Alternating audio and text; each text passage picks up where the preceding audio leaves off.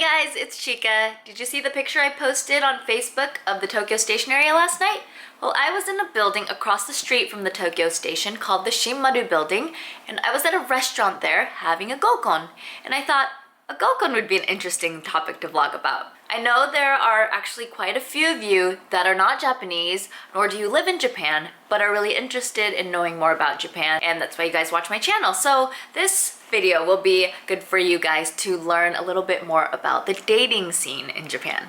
今日は合コンについて説明したいと思います。バイリンガールのチャンネルは実は外国人の方も結構見てくださっていて、日本に興味がある人たちとか日本語を勉強したい人たち、今日のレッスンは、そういう外国人の方向けに日本の文化の一部をシェアしたいと思います。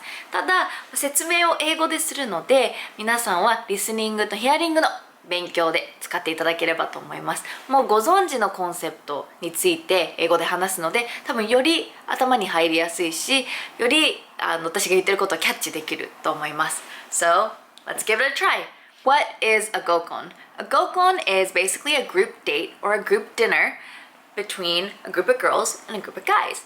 It's usually for single people that are looking to be in a relationship. A gokon is a major way for young people in Japan to meet the opposite sex. A major characteristic of a gokon is that you have the same number of girls and same number of guys. So 3 girls, 3 guys. It's 4 girls, 4 guys. And that's very important. And it's not as casual as like, oh yeah, I'll try and make it.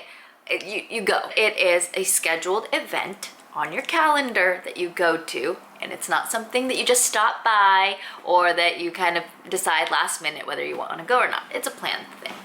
So how does a gokon come about? Well, just like you would have a party in the States and you say to a friend, hey, let's have a party next Friday or something, you would say, oh, let's have a gokon next Friday. You would say that to, like if it was me, I would say that to a guy friend of mine. Or a guy would say that to a girlfriend of his, like a friend that's a girl.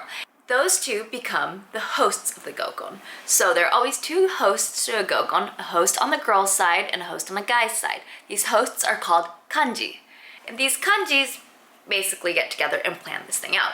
The gokon I had last night, a guy from work came over to me and was like, let's have a gokon. Like, gokon shimasen ka? And I was like, sure, how many? And so you decide on a number. And we decided 3 girls and 3 guys. So I invited 2 of my girlfriends, he invited 2 of his guy friends, and we set this whole thing up. The kanjis will exchange information on the type of friends that they'll invite. For example, I'd say, oh yeah, I'll invite some girls from work, or I'll invite some girls that I went to school with, I'll invite some girls from my hometown, whatever. You kind of just give him an idea of the kind of girls you're bringing so he can figure out who to bring, because it's a whole matchmaking thing, right? So you want to try and pick out commonalities and bring 2 groups together that may have something that might form into a relationship.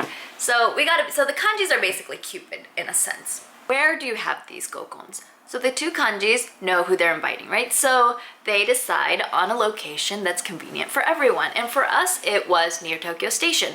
So once we have that, the guy kanji will look for a restaurant in that area and make a reservation. The guy kanji always does this. On the day of, we all meet up at the restaurant, and seating arrangement is pretty important. If you know a little bit about the Japanese culture, you would know that seating arrangement is important in a lot of business settings, and it's also very important at a gokon. And I actually didn't know this until I watched a TV show where a gokon expert was talking about this, but I was like, oh, that makes sense.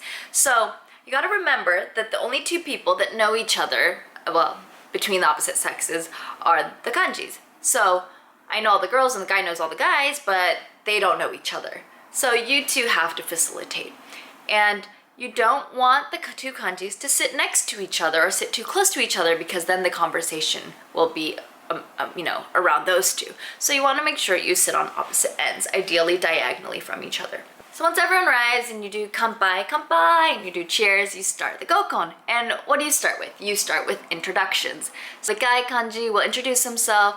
Hi, my name's blah blah blah. I am the kanji for the guys, and I work for they usually don't say the company name, they'll just say what they do, and then they'll go around and explain how he knows his friends. Like, this is a friend from college, or this is my coworker, and the girls will do the same thing. And occupation is very, very big in Japan. It's kind of what represents you in a sense. So you go around, tell everyone what you do, and there are these popular occupations, right? So popular male occupations from a girl's perspective, it's like doctors, lawyers, guys in the finance sector, the guys that make money basically, and maybe government employees because they have stable jobs. But as the older you get, like in your late 20s and early 30s, you're trying to meet someone that you could possibly get married to, right? So the girls are very, very,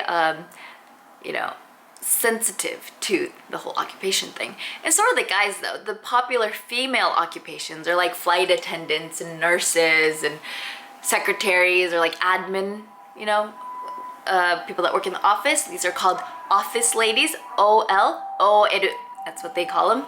So feminine occupations are very, very popular among the guys for, female occupations that are popular by guys.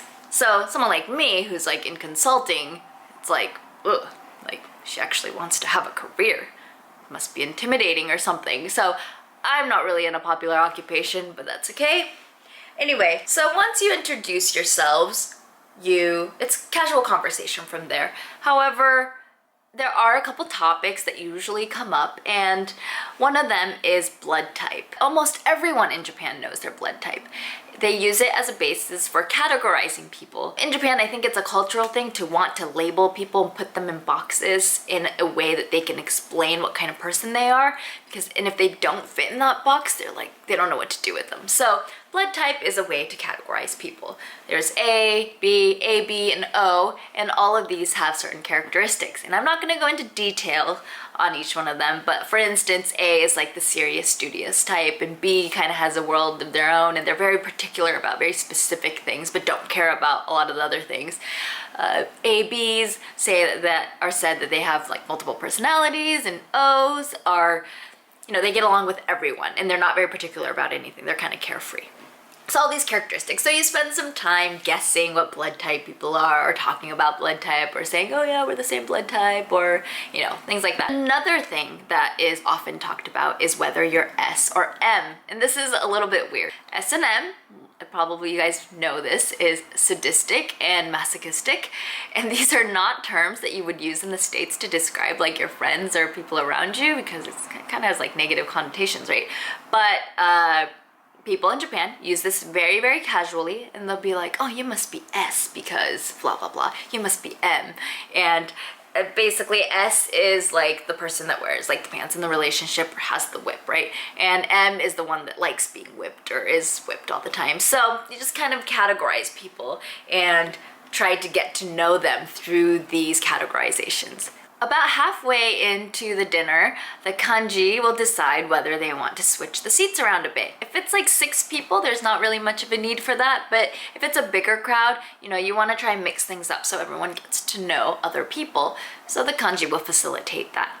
And by that time, you'd think that, the ice should be broken enough that the kanjis don't have to sit on the ends. So this gokon thing is a huge market for restaurants in Japan. So a lot of the restaurants have these courses for these things. And it's not like fancy French courses or anything. It's just a plan where a bunch of food comes out, and like it's an all-you-can-drink plan. So you can just keep things within budget. You don't have to worry about someone drinking too much or something like that.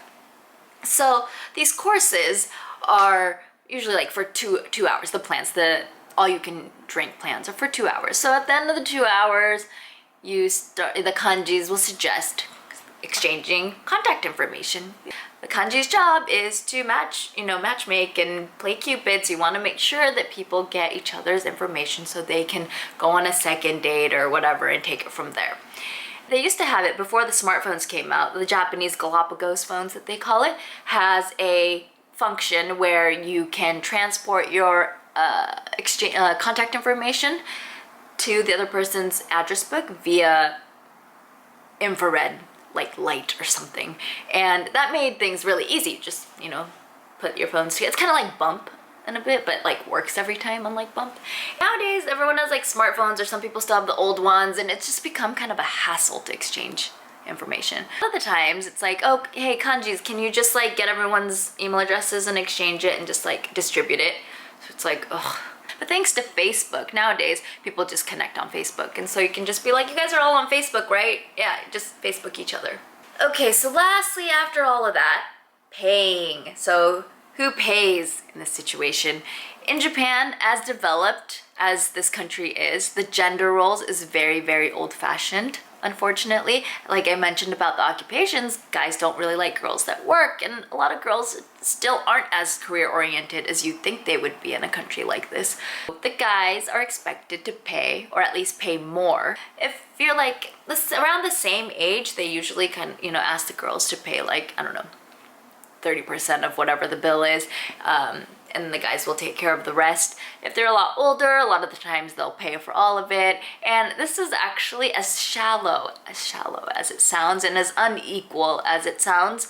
A lot of the girls will judge the guys based on whether they pay or not, or pay for the whole thing or not. If they pay for the whole thing, it's like, oh wow, he's not cheap, kind of thing. So it's very shallow and it's very stupid. I had a hard time getting used to that at first, but I have adapted to the Japanese culture, and so I'm okay with it now. And it's, if the guys want to pay, great.